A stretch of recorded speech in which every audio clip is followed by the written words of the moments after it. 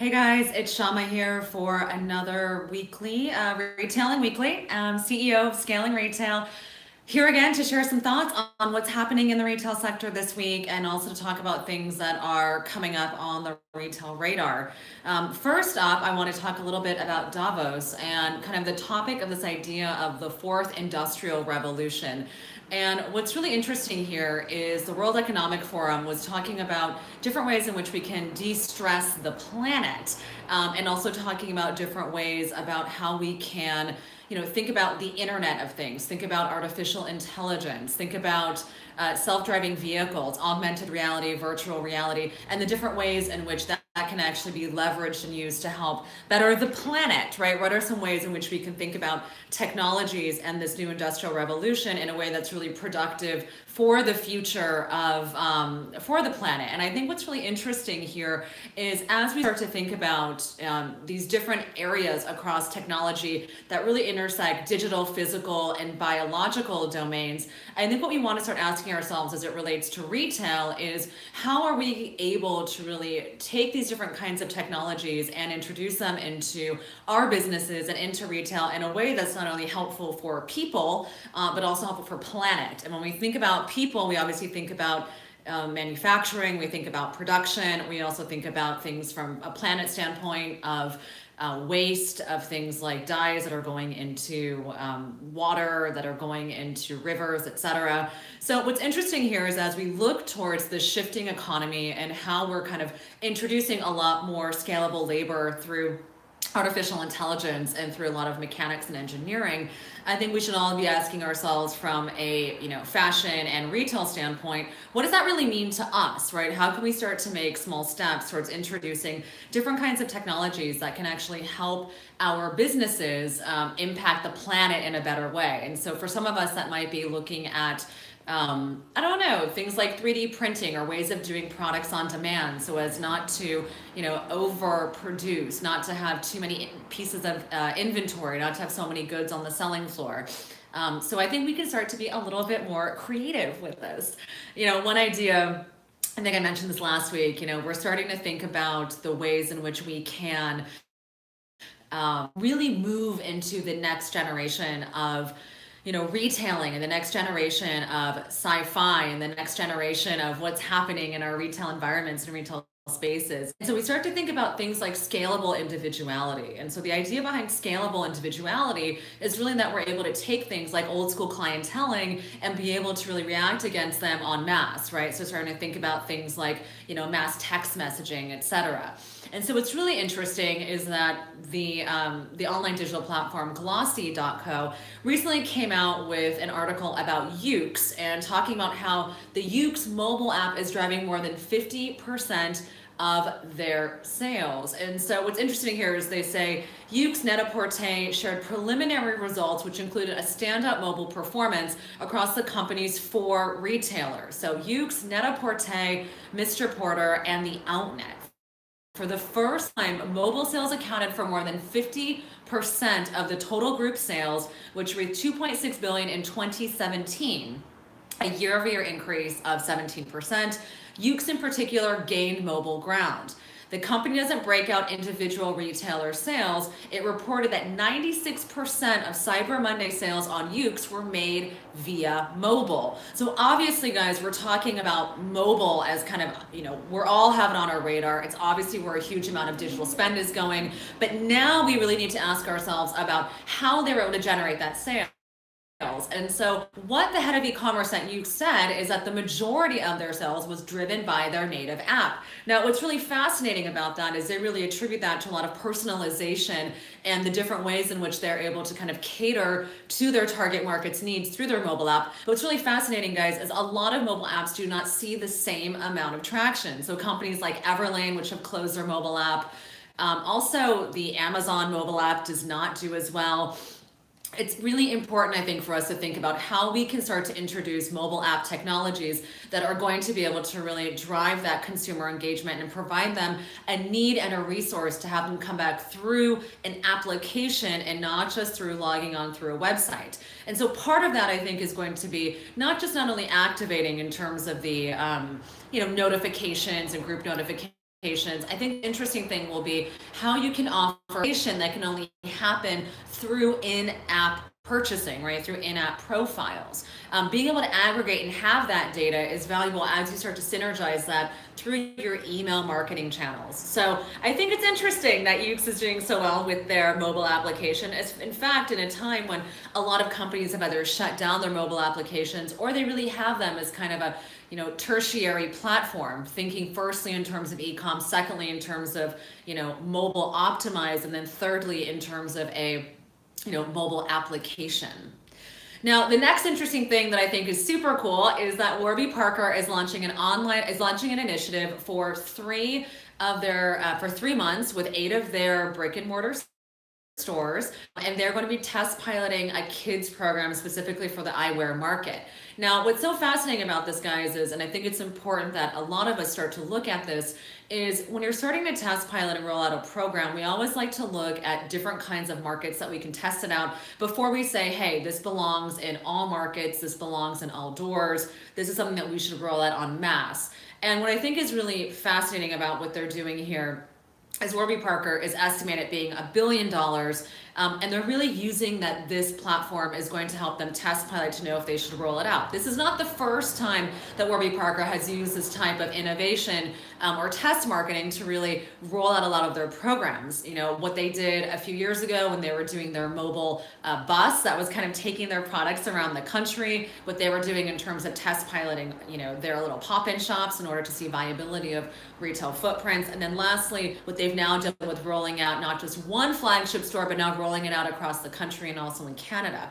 So what we're seeing here, guys, is another example of test piloting a program and rolling it out to something that's a little bit more en masse. And so what I think is really fun and exciting is that as retailers, as we start to think about ways of rolling things out, it's important that we not just focus on our flagship locations, though that certainly can be a great test pilot, that we also start to think about how we test pilot things across multiple markets and really tailor those markets. So for example, if I'm going to test pilot a program and I want to do it in a flagship location, it's likely that I might only focus that, let's say, in my New York City location, as opposed to looking at different ways in which I can test pilot that in terms of different verbiage, branding, and a communication strategy that's going to land differently in different markets. So you might test the same idea and concept, but roll it out in different ways so it's a little bit more market specific. So I think that that would be a really fascinating way to be able to really kind of think about the brand, right? Really kind of think about how it is that you are rolling out ideas, right? How you're rolling out new concepts, and as opposed to just thinking about, hey, let's just do this in New York or just do this in California, I think it's important to start thinking about how you can start to roll out things in New York and California, maybe test something out in the Midwest, and say to yourself, how can I cultivate and create these different programs in order to launch really successfully? Okay, so the next thing that I think is super awesome is really starting to think about H&M and starting to think about this idea of cultural appropriation. Now, H&M recently got into some hot water, and Vogue just did a report on this, that they are in hot water again because of cultural misappropriation, specifically regarding a pair of socks that they came out with, right? So it was a pair of socks. The pair of socks were really intended to be a jackhammer when you turned it, when it had, it was like a Lego figurine holding a jackhammer, and then you could kind of see like the scribbles that it was actually coming out with. Now, it was intended to be, I would imagine, to be an electric bolt or something where it's emitting out of the jackhammer. Unfortunately, when you turn it upside down, unfortunately, it has a resemblance to the word Allah in Arabic, and so it's caused a lot of distress as far as cultural appropriation is considered. You guys, I sit on 2 different sides of the fence here with cultural appropriation. I definitely think it's important that we think about how what we're doing and how it, radically impacts the global marketplace that we're in, what it means in terms of how different companies and different cultures are relating and interacting to one another. Companies certainly do not any longer kind of sit behind an ivory tower. They are huge parts of conversations when it comes to how markets and communities and consumers are engaging with them. At the same time, guys, we have to understand that a lot of the time some of these retailers do not have they're not really thinking about all the different kinds of nuances and ways in which they are possibly making incorrect judgments, right, or incorrect choices. And honestly, it can be very subjective, right, in terms of who's interpreting what. So what can we expect from retailers? How do retailers really radically be proactive about this, and brands be proactive about this?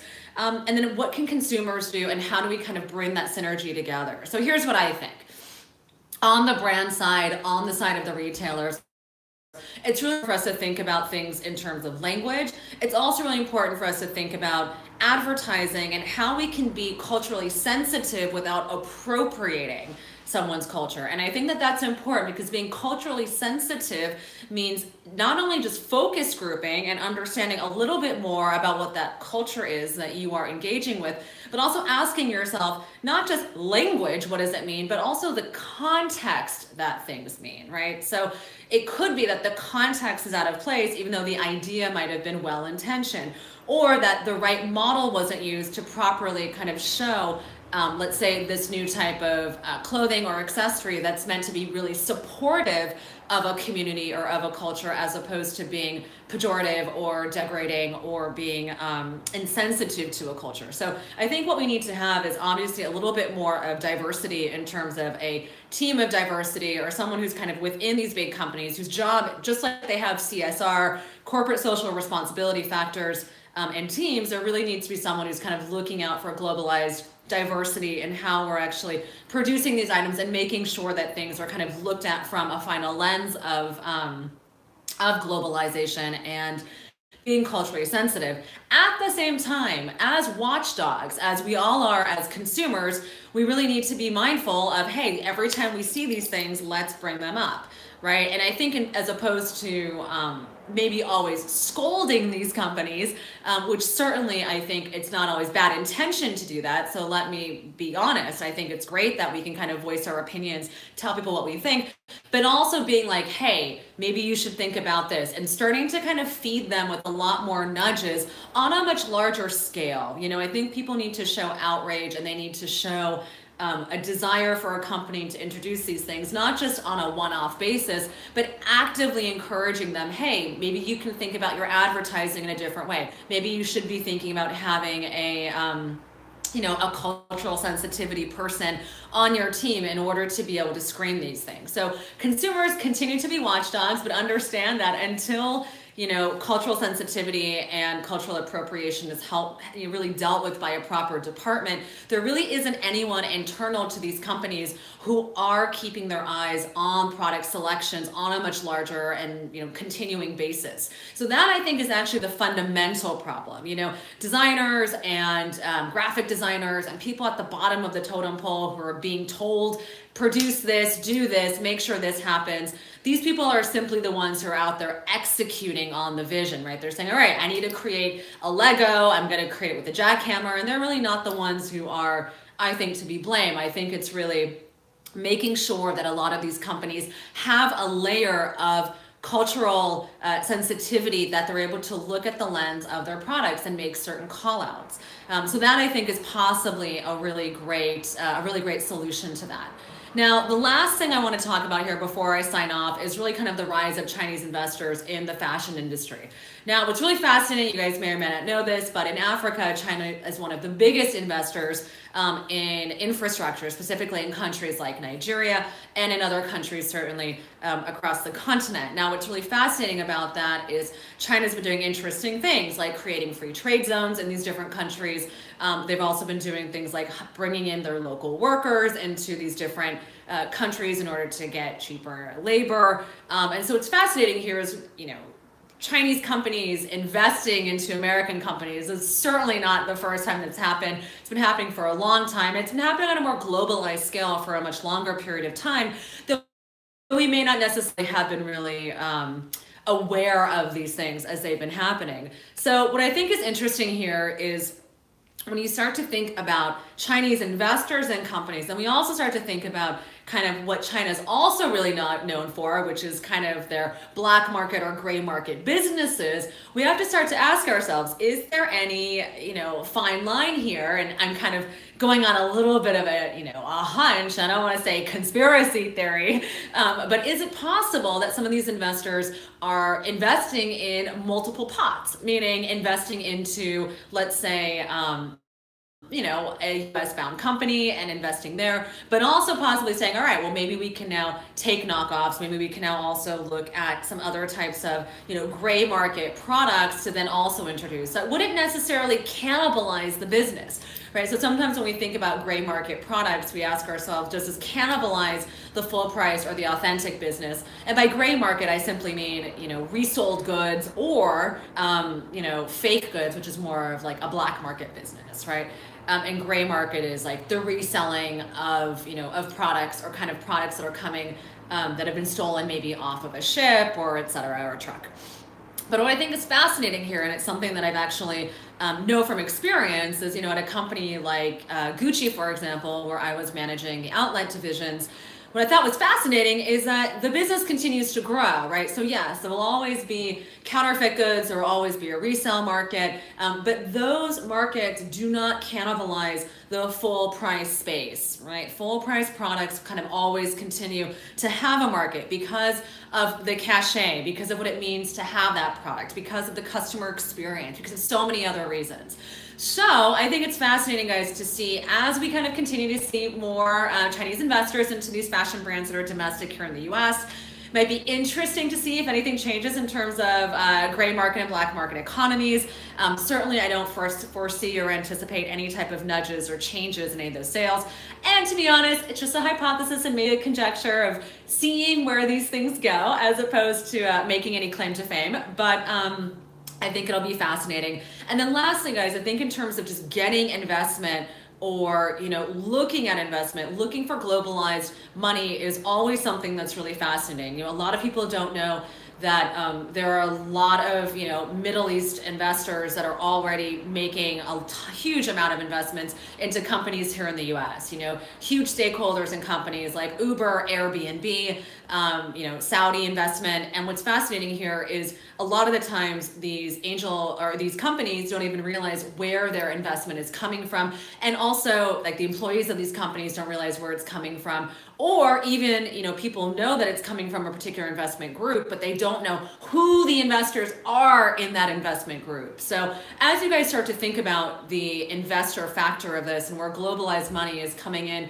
to investing into US businesses, again, China becoming a bigger player, not something I'm surprised about. But it's certainly important to realize that other countries have been longtime investors into startups here and also into existing larger companies. Sometimes they do so directly, but usually it's through a holding group. It's through another type of investment company that they are a part of. So anyway, a little piece of information there. All right, guys, that is all for me. I'll be heading this weekend to New York. I'll be there for Fashion Week, heading over to Magic to be in Vegas and do some seminars and talks there. So maybe if you guys are around, I'll see you then. But otherwise, have an amazing week. Have so much fun in retail. It's one of my favorite things to talk about. And I'll see you guys later. All right, bye.